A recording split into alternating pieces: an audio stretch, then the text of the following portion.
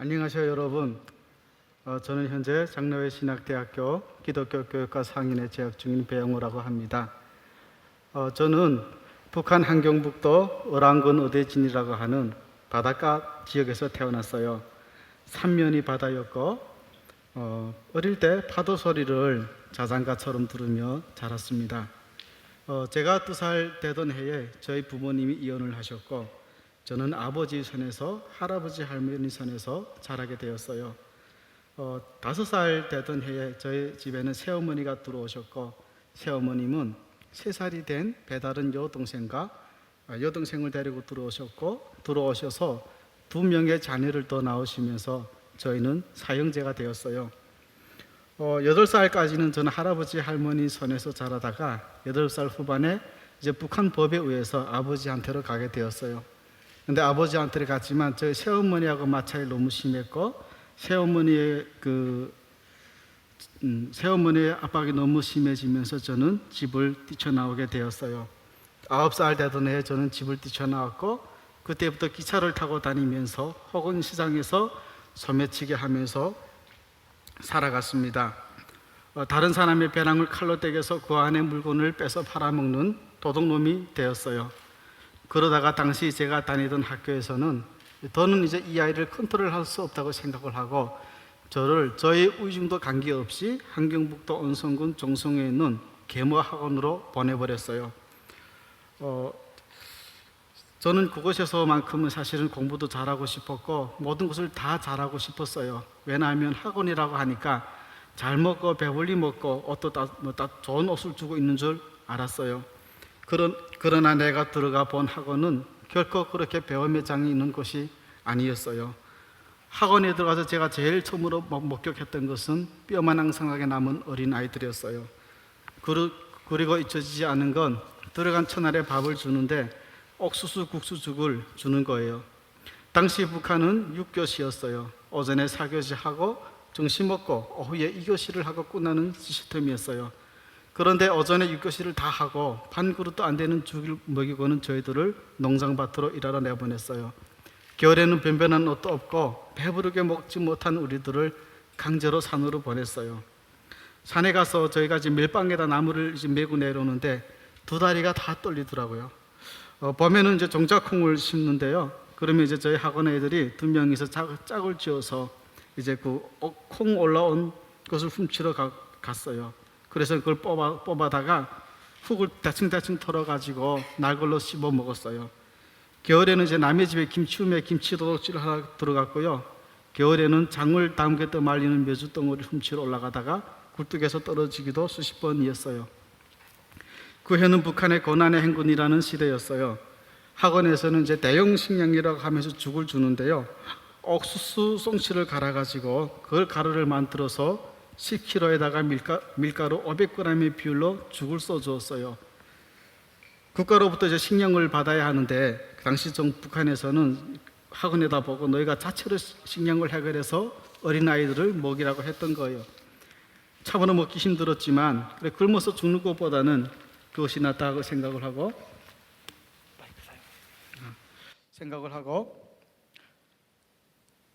억지로 먹었어요. 그 한 해에 60명이 넘는 학원 어린아이들이 허약에 걸리거나 영양실조로 쓰러져 죽어나갔어요. 학원 뒷산에는 보면요 하얀 살구나무가 있는데요. 그 언덕 너머는 60명이 넘는 아이들의 시체가 줄에 줄을 이었어요. 이렇게 교육의 작은 완전히 붕괴가 되었고 저는 더 이상은 학원 생활을 할 수가 없었어요. 너무 배가 고팠고 이렇게 살다간 저도 죽을 수 있다고 생각을 했기 때문이었어요.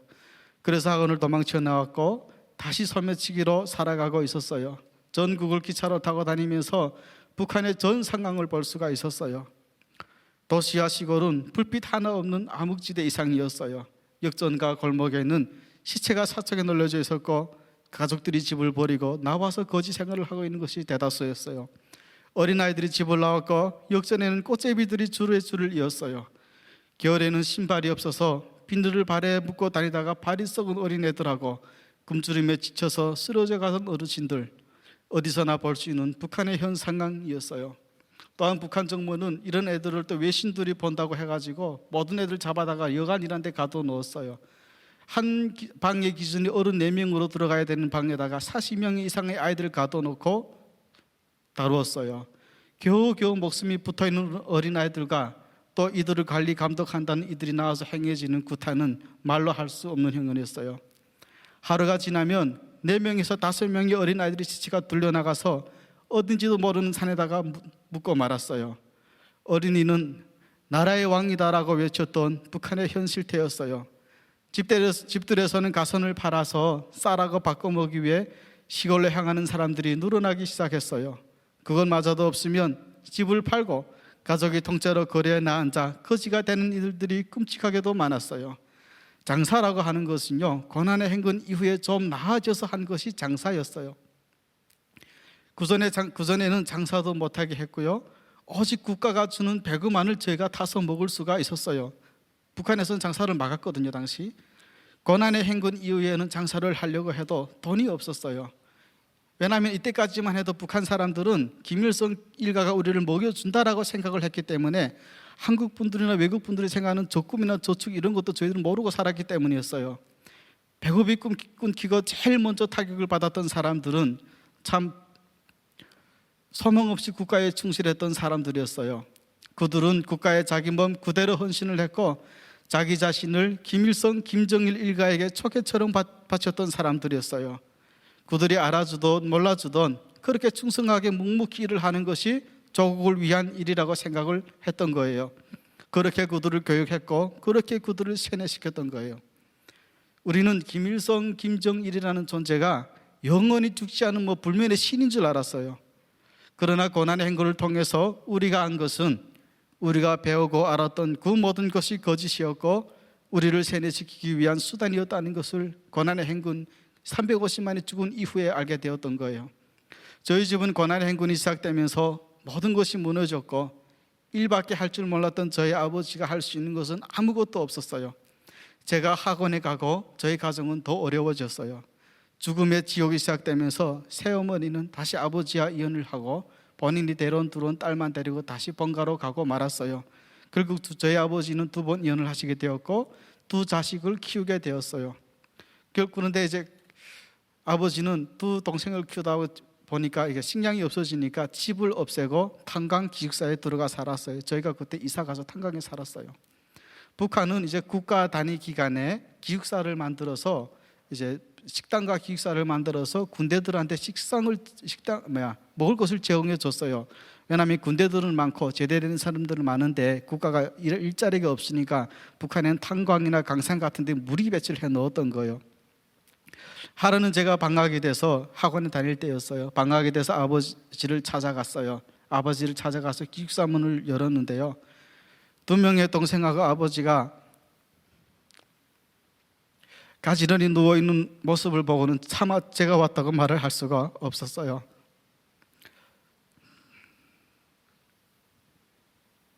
문을 조용히 닫고 나오는데 저희 셋째 여동생이 이제 인기척을 듣고 깨어난 거예요. 깨어나서 저를 보고 오빠가 찾더라고요.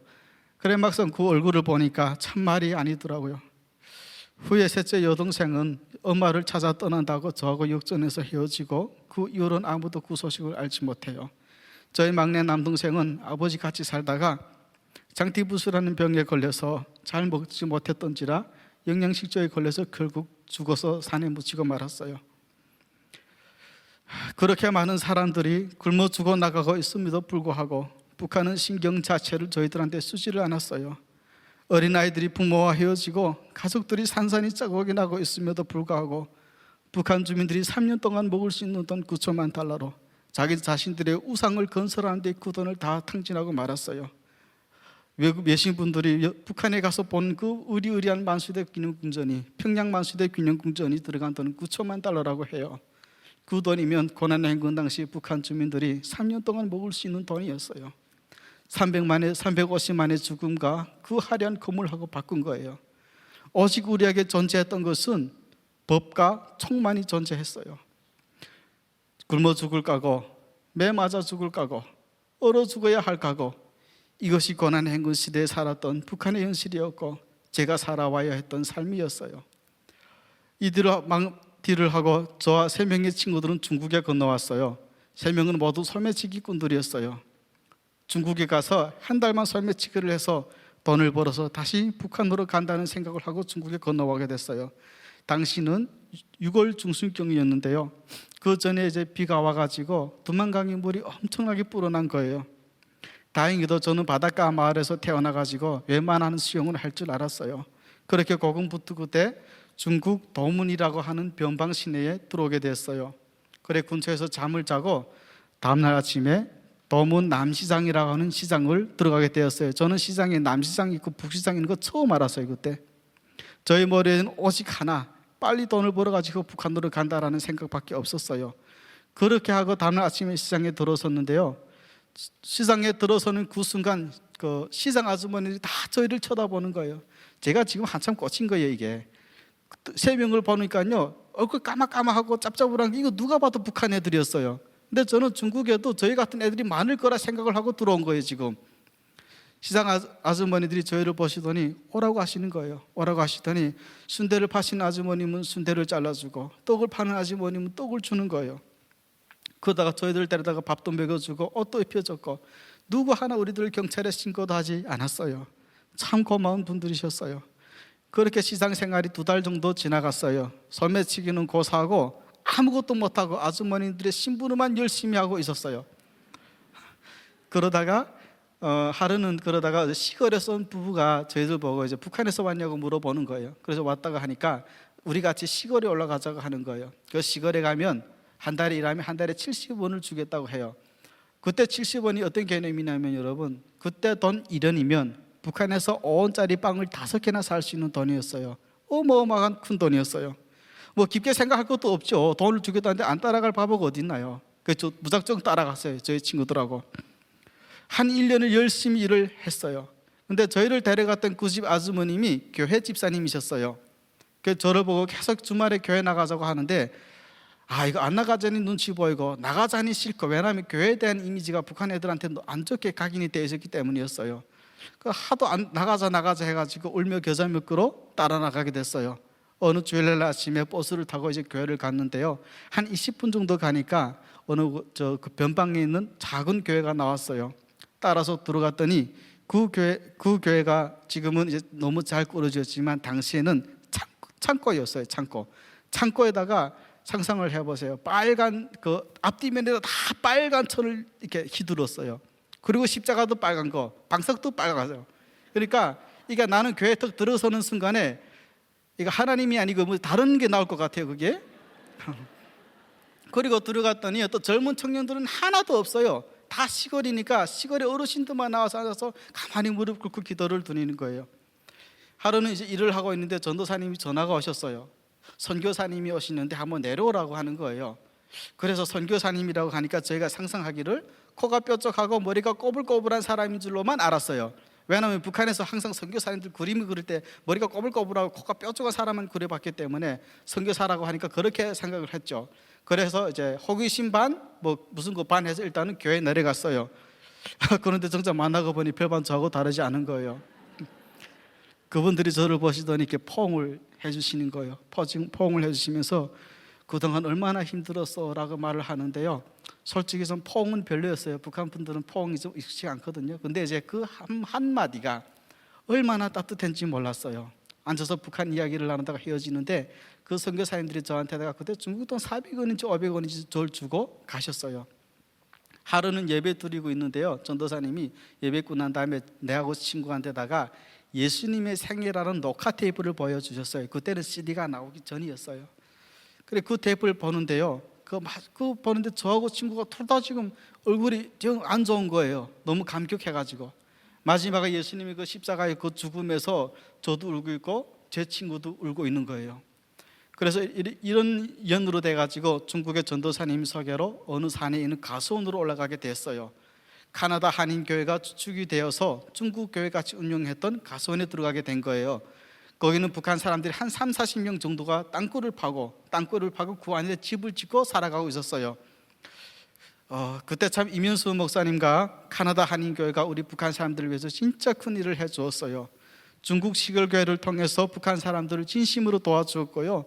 일을 하고 돈을 벌어서 고향으로 돌아갈 수 있도록 수많은 물질들을 아끼지 않았어요. 하나님의 사랑으로 그와 같은 저희들을 돌봐주었어요. 그 시대에 교회와 선교사님들이 안 계셨다면 저희들이 살아가기는 결코 쉽지 않았을 거예요. 지금도 잊혀지지 않은 것이 하나 있어요. 저희가 사는 그 산에 카나다 교회 한인 청년들이 올라왔어요. 올라와서 불을 피워놓고 밤새 찬양을 높이 불렀어요. 그때 배웠던 찬송가가 나의 등 뒤에서 하고 주의 친절한 발에 안기세를 제가 먼저 배우게 됐어요. 사역일을 통해서 우리에게 복음을 전해 주었어요. 그리고 수많은 책들을 저희한테 올려주는데요, 산에서는 이제 낮에 일하고 밤에는 할 게 크게 없었어요. 어른들이 살지만 저는 그때 애였으니까요.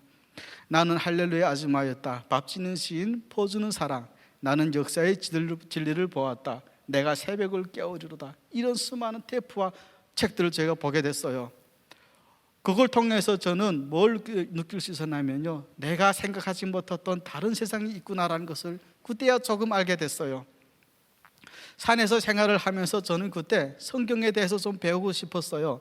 제가 공부를 잘해서가 아니었고요, 저에게 왔던 선교사님들과 그리고 대학생들은 내가 봐왔던 사람들이 아니었어요. 상상도 못했던 부류의 사람들이었던 거예요. 산에서 사시던 이모님의 소개로 제가 성경 통독반에 가게 되었어요. 중국 산동성 일조시에 있는 곳이었어요. 제가 그 사역장에 있으신 지는 한 3년 정도 되었어요. 당시 사역장은 8개로 나누어져 있었어요. 아침 6시에 기상해서 7시까지 새벽 기도하고, 아침은 금식이었어요. 그리고 7시에 8시에 정리하고 8시부터 11시까지 통독을 하고, 점심 먹고 1시부터 6시까지 또 통독을 하고, 저녁 먹고 또 9시부터 10시까지 말씀 암송한 걸 또 금요일 마치고, 이런 패턴으로 빽빽하게 흘러갔어요. 저녁에는 거의 매일 바닷가에 나가서 철야 기도를 드렸어요. 제가 살던 데서 안동성 일조시가 바닷가 근처였어요. 아침에 날이 밝으면요, 다 같이 모여서 웃으면서 돌아오고 기도와 말씀에 푹 빠져서 살아가던 시대였어요. 그때 저의 목적은 오직 하나의 말씀을 배워서 복음을 안고 다시 북한으로 돌아가자 하는 것이 구호였어요. 한국으로 가자가 아니었어요. 실제로 저희 사역장에는요, 파송받아서 북한으로 나간 분들도 계셨어요.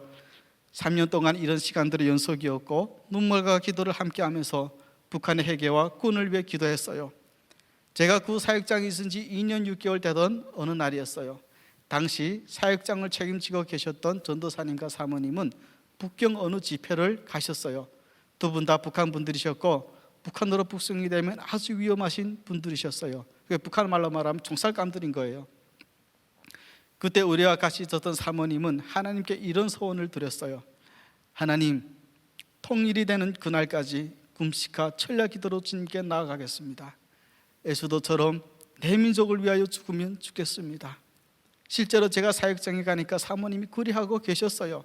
하루에 한 끼를 드시면서 두 끼를 금식을 하시면서 매일 밤 나가서 철야 기도를 들으시는 거예요. 우리 사모님의 눈빛은 일반인의 눈빛이 아니었어요. 어린아이처럼 너무너무 초롱했고 순수했고 아름다운 눈빛을 가지고 계셨어요. 하루는 두 분이 북경 집회를 가셔서 밤에 돼서 사모님이 혼자서 인근 공원에 나서 철야 기도를 드렸어요. 철야 기도를 드리던 중 중국 경찰에 체포가 되셨어요. 순간에 모든 사역자들이 비상기도에 돌입을 했고요, 그 누구라도 할 것 없이 3일 동안 하나님 앞에 엎드려 기도드렸어요. 하나님 살려주세요. 하나님 살려주세요.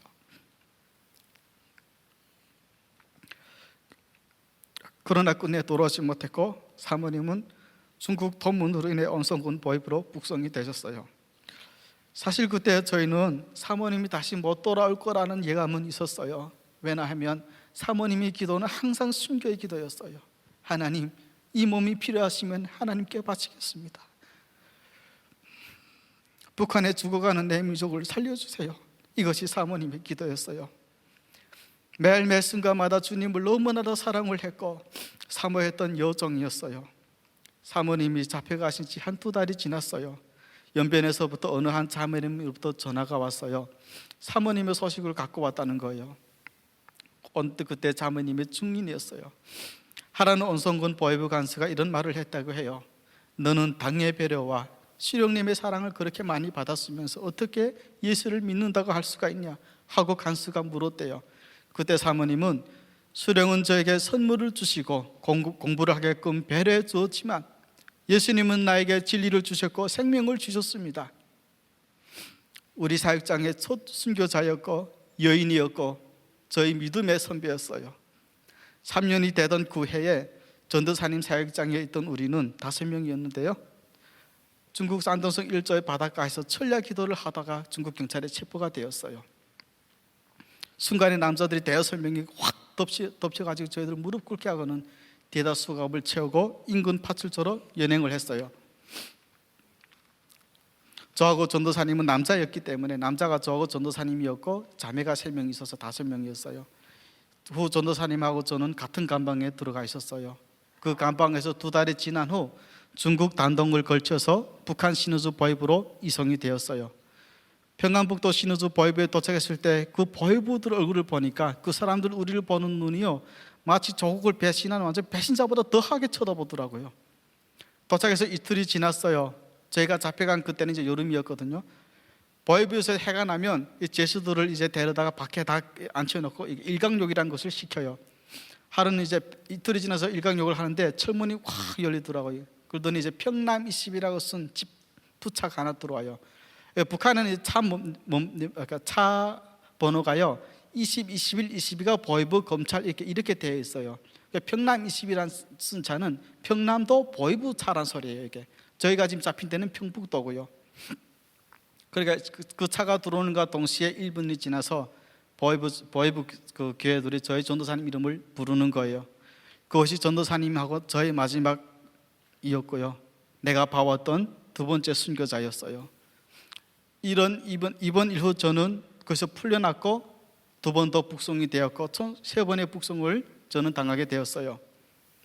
2번째 북송을 당했을 때 저는 비법월경제라는 것을 인해서 북한 함경북도 해령시 정거리 제12교화소에 2년이라는 형을 받고 가게 되었어요. 제가 교화소 갔을 때 신입반장이라는 사람이 있어요. 제가 교화소 가면 한 달 동안은 신입 교육을 받아요. 신입반장이 저하고 한 말이 아직도 기억에 남아요. 그 사람이 나보고 뭐라고 했냐면 영호야, 여기는 지옥이야. 여기서 살아나가려면 한 걸음을 걸어도 살얼음을 딛는 심정으로 살아라.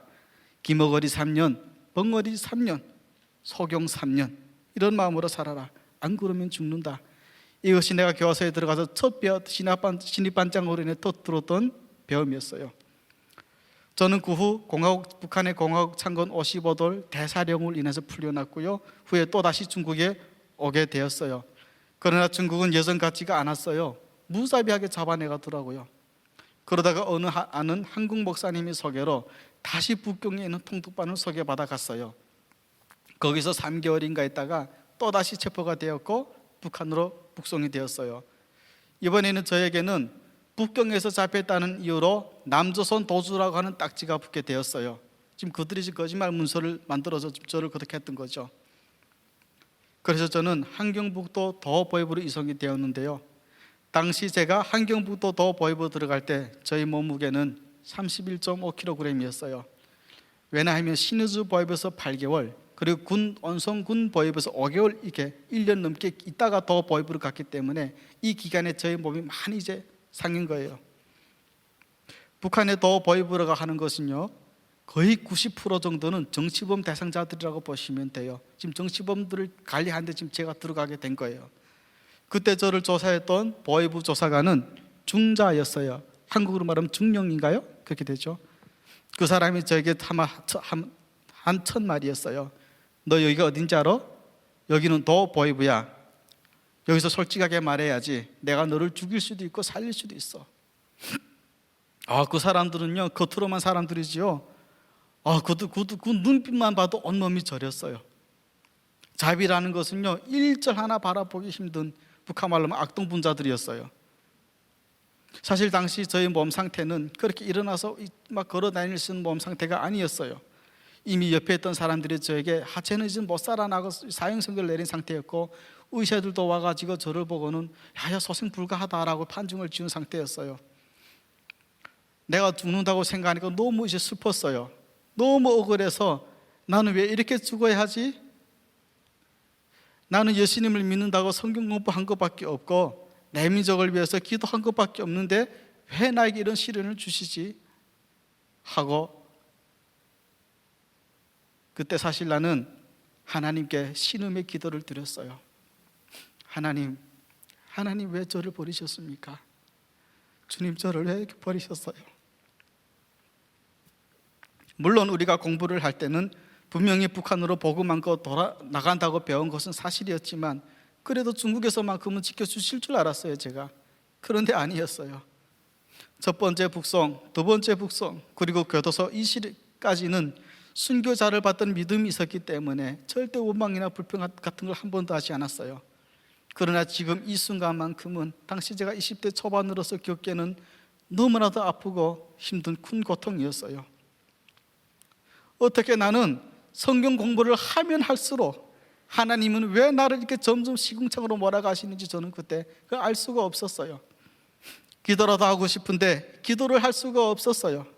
반항이라도 하고 싶은데 제가 지금 반항을 할 수 있는 것이 아니에요. 지금 아무것도 할 수 없는 게 지금 이 몸이 갇혀 있는 거였어요. 그런데요, 참 이상하게도 밤이 되면 누구 잠을 청하면 어디선가 모르는 찬송 소리가 제 귀에 들리는 거예요. 분명히 누군가가 부르는 찬송이었어요. 제가 제일 좋아하는 찬송이 하나 있었어요. 멀리 갔던 일을 참 좋아했는데요, 진짜 멀리 가서 멀리 찬송을 듣고 있는 거예요. 제가 지금 그들은 인간들이 아니었어요. 나에게 고문을 가할 때마다 내 앞에서 웃고 있는 거예요. 오히려 내가 두려움에 떨고 있으면요, 그들은 나의 두려움이라도 쾌감을 느끼고 있더라고요.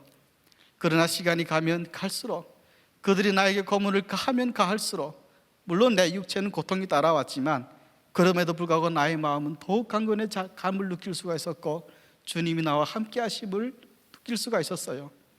더 이상의 핍박과 고통은 나를 두렵게 하지 못했어요. 다만 저에게 아쉬움이 하나 있었어요. 하루는 가만히 앉아 있는데 성경책이 너무나도 그리운 거예요. 갑자기 이런 생각이 들더라고요. 내가 만약 이 자리에서 죽게 된다면,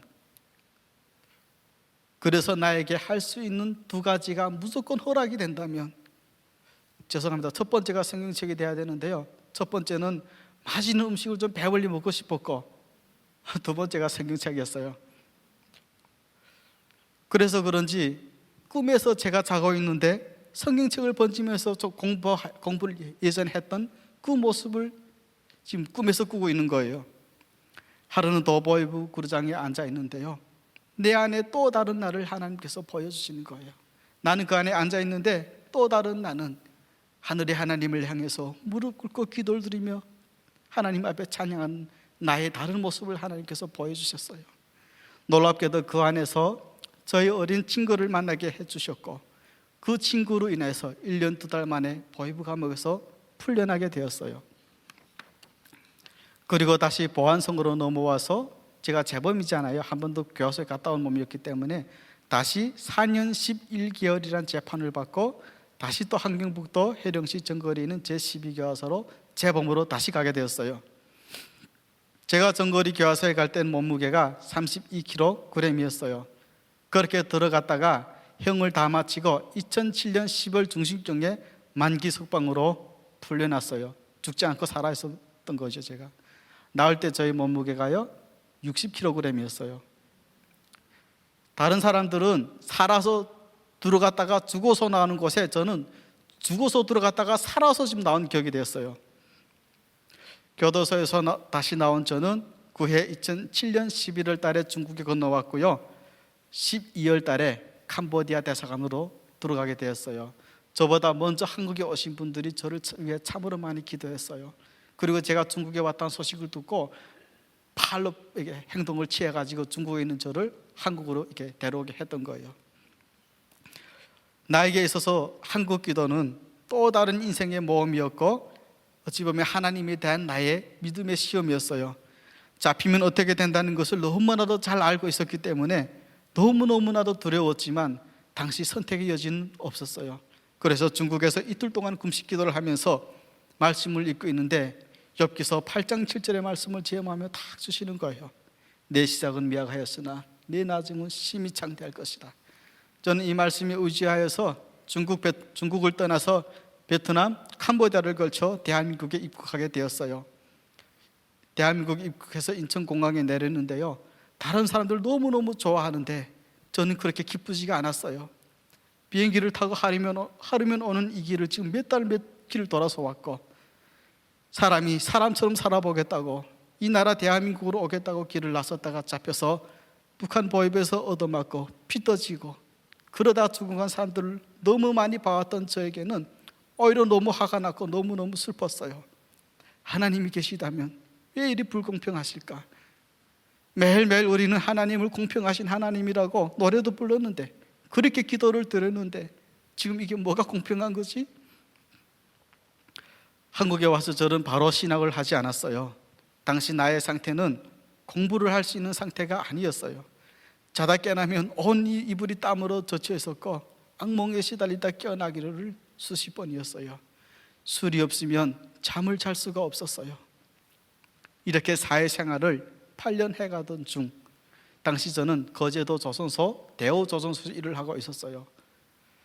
그렇게 일을 하다가 하루는 이제 너무 속이 답답해가지고 나왔어요. 나와서 정처없이 걸어가다가 어느 바위 꼭대기에 올라섰어요.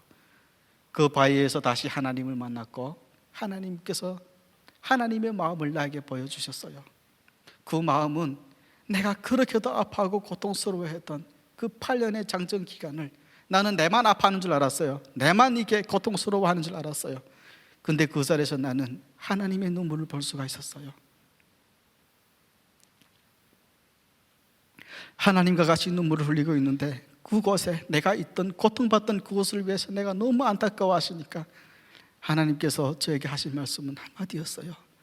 영호야, 됐다, 가자. 뭐 어디로 가든지도 모르겠지만 여튼 가자고 하시더라고요. 내가 생각하는 그 마음이, 내가 바라왔던 그 마음이 하나님과 똑같은 마음이었기에 저는 그 앞바다에서 바위 꼭대기에서 1시간 동안 하나님 앞에 회심을 하고, 하나님, 내가 잘못했습니다. 내가 뭘 하나님의 마음을 너무나도 잘못 알고 있어서 너무 죄송합니다라고 한 거의 2시간 가까이 회개를 하고 이 길에 다시 들어서게 되었습니다. 여러분, 저는 내가 나서 자란 고향을 너무너무 사랑합니다. 그리고 통일도 더욱 원합니다. 그러자면 우리는 준비를 해야 합니다. 하나님의 말씀으로 무장을 하고 세상에 어떤 유혹과 바람이 불어온다 해도 막아낼 수 있는 그리스도인의 전신갑주를 취해야 합니다.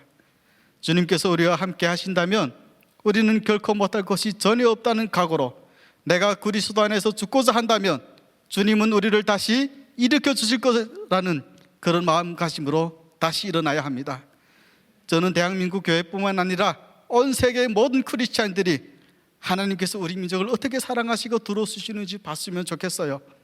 지금 대한민국 교회가 북한을 위해 살 수 있는 그 무엇이 있다면 북한에서 미리 온 통일세대 있잖아요. 통일세대 탈북민들을 신앙인으로 잘 양육해서 키워서 준비를 시키는 것이 제일 중요해요. 올바르고 경건한 북한 지도자 한 사람을 준비시키는 것이 얼마나 힘이 들고 품을 들여야 하는지 몰라요.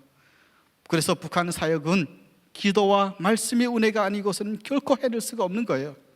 다른 문화, 다른 교육, 다른 생각으로 살아왔기 때문에 서로 그것을 인정하고 받아들이고 간다는 것은 남한 분들도 힘들지만 저희도 결코 힘들어요. 나는 하나님께서 북한을 얼마나 사랑하시는지 알아요. 그리고 여기 오신 여러분들도 아는 거예요. 그러니까 이 자리에 와 계시는 거잖아요. 하지만 북한이 지금 처한 상황도 하나님을 떠난, 하나님을 버린 그 대가인 거 우리도 알아요. 내가 하나님을 만나고 보니까요, 내가 하나님의 마음을 알고 보니까요, 그 안에 자신의 백성들 너무너무 사랑하셔서 우리 같은 사람들을 먼저 앞서 보내신 것 뿐이에요. 북한이 아직도 저렇게 건재해 있는 것은요, 저 민족을 위해 기도하고 눈물을 흘리며 자기 민족을 위해 죽으면 죽겠습니다 하고 순교했던 당신의 자녀들 때문에 저 나라를 아직도 건재시키시는 거예요.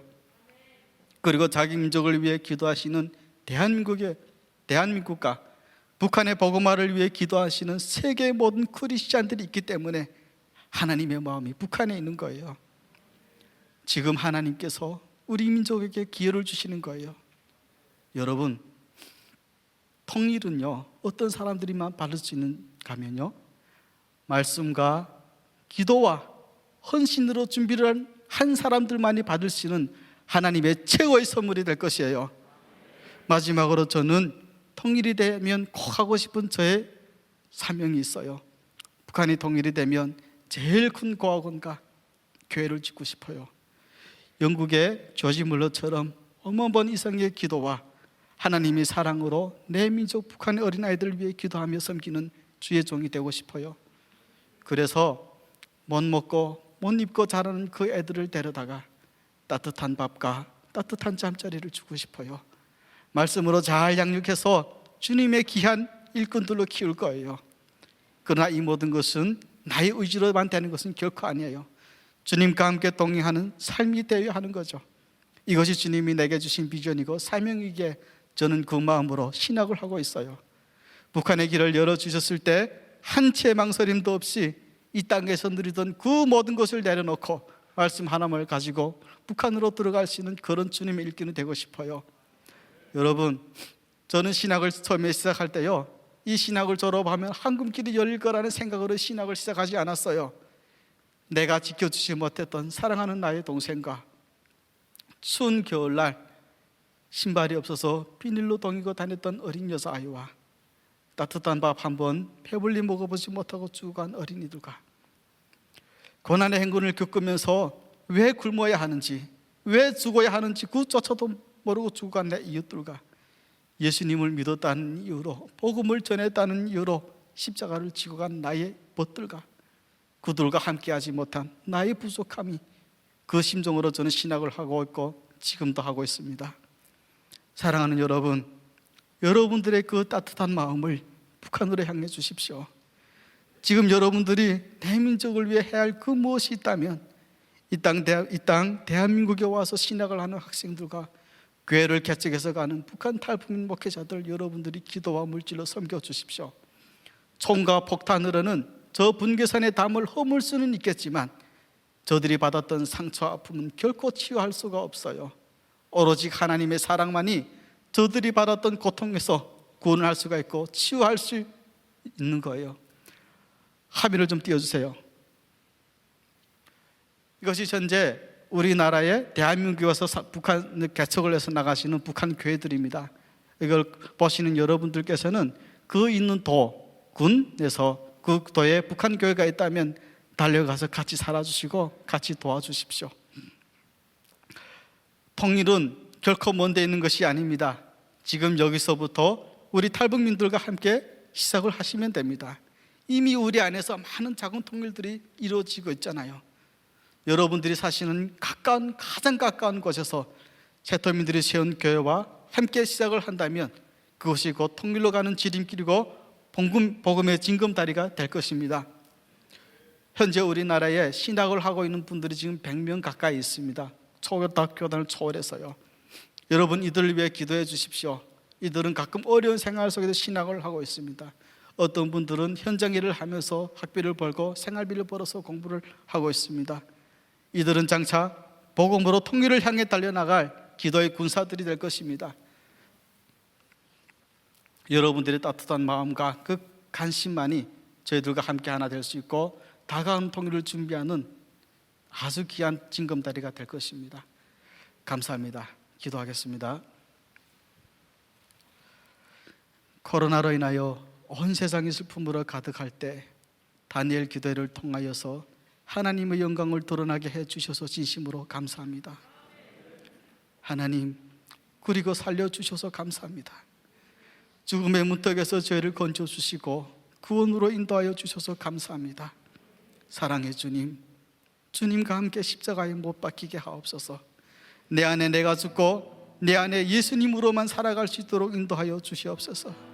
길지 않은 우리의 인생 속에서 하루를 살아도 어떻게 살 것인가, 누구의 종이 되겠는가, 아니면 누구의 친구가 되겠는가 하는 수많은 질문들과 깨달음 속에서 하루하루를 멋있게 살아갈 수 있도록 도와주시옵소서. 이 종의 간증이 무엇이 크겠습니까? 다 하나님의 은혜요 주님의 사랑입니다.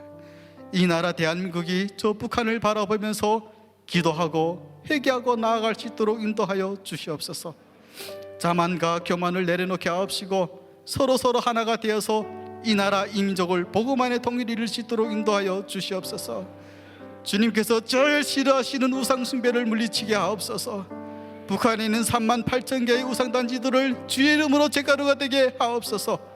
정치범 수용소, 포로 수용소, 교화소 등 인간들에게 속박이 되어 있는 모든 것들이 폐쇄되게 하옵시고, 북한 동포들과 그리스도인들이 함께 하나님을 찬양하는 그날이 속히 올 수 있도록 주여 인도하여 주시옵소서.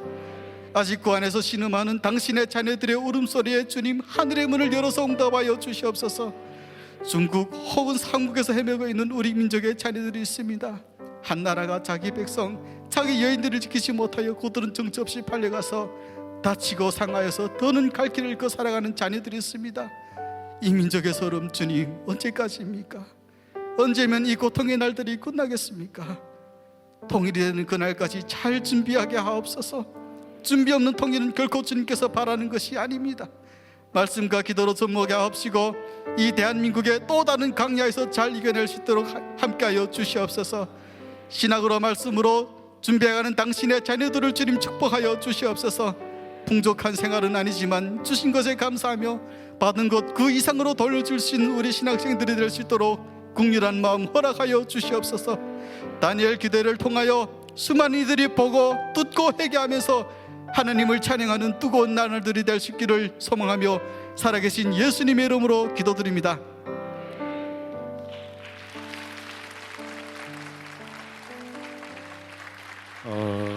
우리 배용호 전사님 간증을 잘 들었는데요, 너무 빨리 끝났습니다. 그래서 제가 몇 가지 좀 질문을 던지면서 남은 시간을 좀 풀어갔으면 좋겠어요. 제가 예전에 한번 간증을 들었는데 북한에서 이제 중국으로 넘어가고 또 다시 북한으로 잡혀가고 그런 과정 속에서 그때는 뭐 그것이 우연이라고 생각할 수 있겠지만 이제 돌이켜보니까 우연이 아닌 하나님의 기가 막힌 섭리가 있었잖아요. 중국에서도 있었고, 또한 아까 교화소에서 그 친구를 만난 거 있죠. 그 친구를 극적으로 만났거든요. 그런 부분들에 대한 얘기를 이제 원고 없이 이렇게 자연스럽게 해주시고, 마지막으로는 여기 와서 이제 가정을 갖게 되고 결혼을 어떻게 해서 가정을 갖게 되고, 이 부분까지 편하게 낮추고 편하게 얘기하세요. 제가 교화소에 2번 갔었는데요. 제가 2번 갔다가 나올 동안에도 한 번도 못 나온 형님이 한 분이 계셨어요. 그분은 인신매매는 법에 걸려서 15년의 형을 받고 있다 보니 내가 2번 교도소에 갔을 때 2번 다 그 안에 계신 거예요. 근데 이분은 할빈 쪽에서 동독반이 잠시 있었던 형님이었어요. 근데 그분이 하루는 이제 그 밥을 주는데 제가 그때 밥을 넣고 감자 2알이었어요. 그러니까 이 단지를 찍어서 교회에서 밥을 주다 보니 감자철에는 감자만 거의 줘요. 그걸 받고 너무 배고파가지고 그래도 조용히 앉아서 보면 안 되니까 눈을 감고 하나님 감사합니다 하고 밥을 딱 먹었는데 그 형님이 저희 눈을 본 거예요. 그리고 후에 나와 앉았는데 휘바람을 부는데 이분이 그 주의 구사랑 한량 없도다 이걸 휘바람을 부는 거예요. 근데 이 노래를 아는 사람은 눈을 마주치게 돼 있어요. 모르면 모를까? 그게 턱 마주봤죠. 근데 그 형님하고 내가 그때 이런 얘기를 나눴어요. 우리는 언젠가는 만나게 될 것이다. 제가 그래 장신대에 다니고 오후 채플 시간에 나왔어요. 근데 페이스북으로 모르는 사진이 있던 거예요. 누구지 하는 게 제 별명이 또르베였어요. 그 성이 배시다 보니까 교화소에서 저를 또르베 했거든요. 또르베 나 누구 하는 건데 제가 깜빡 잊고 있었던 거예요. 모르는 사람이 전화 왔다고 했는데 전화번호를 보내오셨더라고요. 딱 전화를 했죠. 누구니까 전화했더니 내 북한말 해서 죄송합니다. 내 그 교화소에 또 누구도 하는 거예요. 그 순간에 정신이 확 깨더라고요. 근데 왜 뭐 알아봤냐면 교화소에 있을 땐 다 머리 깎고 살았잖아요. 머리 깎고 이렇게 머리 깎고 살았다가 나와서 머리 기른 거예요. 그러니까 저는 뭐 알아본 건데 그 형님은 페이스북에 제 이름을 검색하니까 배영호 장로신학 때 두드려요. 이게 어떻게 그래 너무 반가워서 선택 문자를 했는데 저는 모르고 있었고 얼마나 섭섭했겠어요. 너무너무 사무라치게 놀랐어요. 그래서 이제 그 수원에 사시는데 그 다음 날로 바로 저희 가정과 같이 저희 와이프하고 애를 데리고 수원에 갔었어요. 가서 앉아서 악수를 했는데 한 10분 동안 아무 말도 못했어요. 그 안에 고통을 너무 같이 느꼈기 때문에 뭘 얘기할 수가 있었겠어요. 그냥 아무 말 없이 이렇게 한 5분 동안 안고 있었던 것 같아요. 그래서 제가 그 형님 보고 형님 살아와줘서 고맙소이다 이랬어요. 살아와줘서 고맙소. 내가 형님 생각을 진해 안 하고 있었던 건 아닌데 그래도 가끔 기도하다가 형님 생각나면 교서회를 기도하다가 형님 생각이 제일 먼저 나고 가끔 기도를 드렸었는데 하나님께서 또 이렇게 만나게 해주셔서 너무 고맙소. 그렇게 해서 이제 교서에서 친구를 만났고요. 또 오다 보니까 제가 이제 학원서를 좀 했었잖아요. 또 학원 친구를 또 하나님께서 만나게 해주셔서 아마 그 친구가 지금 이거 보고 있을 거예요. 그 친구도 보고 그 형님도 보고 있어요. 지금 제가 오늘 다니엘 기도에 나간다는 것이 이렇게 삽시간에 퍼져가지고요. 10년 전에 이름도 모르던 친구들한테 막 이렇게 축하 메시지가 오고 참 감사하게도 그래 그 형님도 보고 그 친구도 보고 있어요. 그 친구는 저하고 학원 생활할 때 짜게 바지 친구였어요. 둘 다 어린 시절 참 고난의 행군을 같이 겪었고 근데 그 친구가 저보다 한국은 더 빨리 왔어요. 사실은 저는 중국에 오기는 제가 빨리 왔는데 하도 하나님이 너무 이렇게 드러내셔가지고 내보다 먼저 온 거예요. 그래도 한동대학교를 졸업하고 토목도시과를 졸업하고 지금은 한국 여인을 만나서 잘 살고 있습니다. 저희 와이프는 제가 이제 장신대 1학년 때 좀 가난했어요. 엄청 가난했어요. 그때는 식권으로 밥 사 먹는 것도 너무 아까웠어요. 왜냐하면 제가 신학교 들어갈 때 좀 빚이 좀 많이 지고 들어갔어요. 그래가지고 들어가는데 그 선배님들이 저를 참 이쁘게 봐주셔가지고 이게 소개팅을 놔주신 거예요. 근데 저희 이제 아내를 만났는데 제 아내가 후회하는 말이었어요. 어떻게 저 사람이 신학을 해?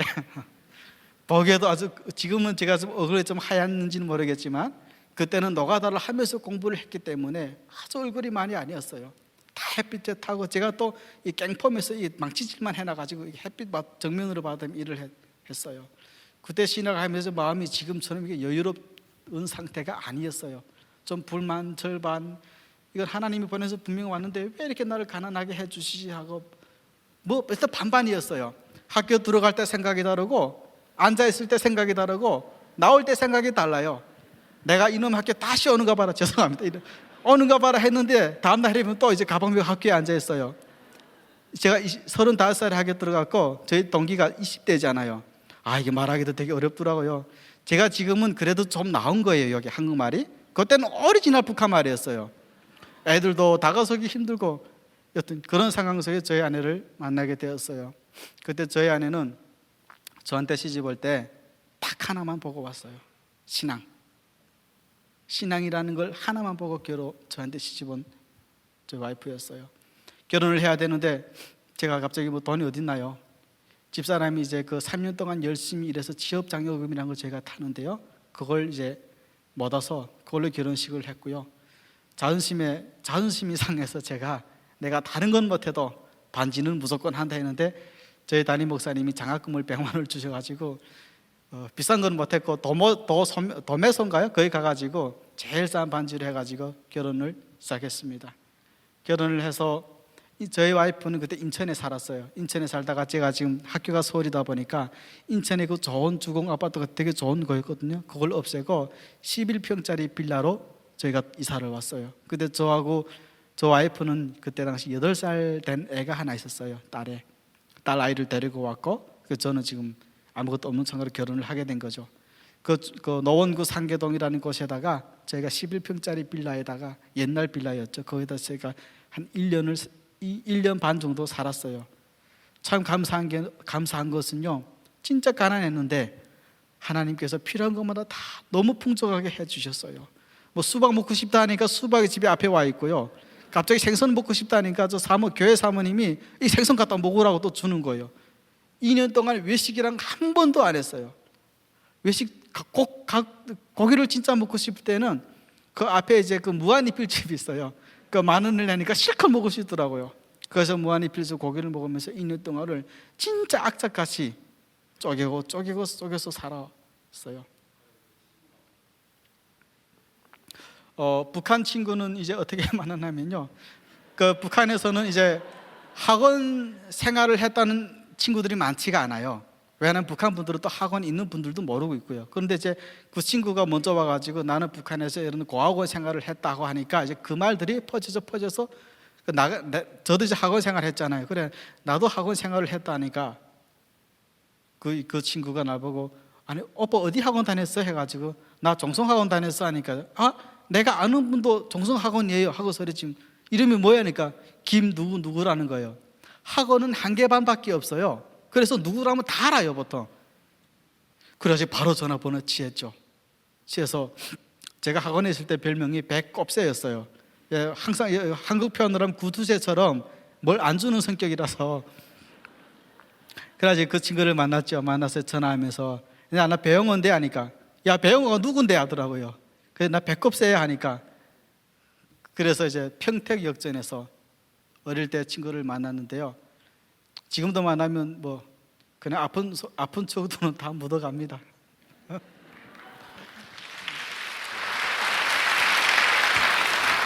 북한의 교도소니까 그 친구가 살려줬잖아요. 살려준 친구. 제가 살려준 친구 말씀입니다. 아니 그 친구가 살려줬다면서 감옥에 있을 때. 내가 기억을 지금 되살려주고 있습니다. 거기 교도소가 아니고요. 더 보이브 감옥에 있을 때예요. 그 제가 이게 목사 더 보이브에 있을 때 그 타격대라고 있어요. 얘네들은 저희들을 타격하는 때리는 친구들이었는데요. 이게 한 5명 정도가 들어와서 저를 이게 뒷뜰면서 질질 끌고 나가더라고요. 저는 그때 사람이 아니잖아요. 끌고 나가서 이제 이제 검문실이 있어요. 참 사방이가 막 피가 터지고 그런 것이 있는데요. 거기서 앉더니 이 우자를 이제 끌고 오더라고요. 앉고서 나머지 애들 보고 나머지 이제 그 기어들 보고 다 나가라고 하더라고요. 그런데 담배를 탁 피우더라고요. 담배를 피우면서 야 저한테 담배를 주더라고요. 근데 저는 그때 담배를 못 피웠어요. 허약해가지고. 그다음에 그 친구가 나보고 야 배영호 머리 들어 하더라고요. 근데 거기서 제가 머리를 들면 안 돼요. 왜냐면 머리를 두는 것 동시에 구두발이 막 들어오기 때문에. 그래서 머리를 탁 들었는데 눈빛이 어딘가 낯이 익어요. 순간에. 그러더니 이제 그 친구가 야 너네 누구지 모르겠나 하더라고요. 그래서 모르겠다고 하니까 불빛이 이렇게 나한테로만 오게 됐어요. 그 친구들한테 불빛이 없어요. 그러니까 그들은 나를 보는데 나는 그들을 지금 볼 수가 없는 거예요. 이게 지금. 그러면 야 나 배성일이야.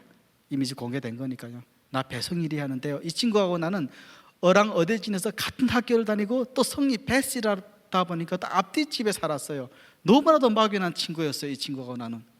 근데 그 친구가 나를 어떻게 알았냐면 그 명단을 보다가 이름 배영호, 태어난 곳 한경북도 어랑은 어대진 이렇게 하니까 그 친구가 알았던 거예요.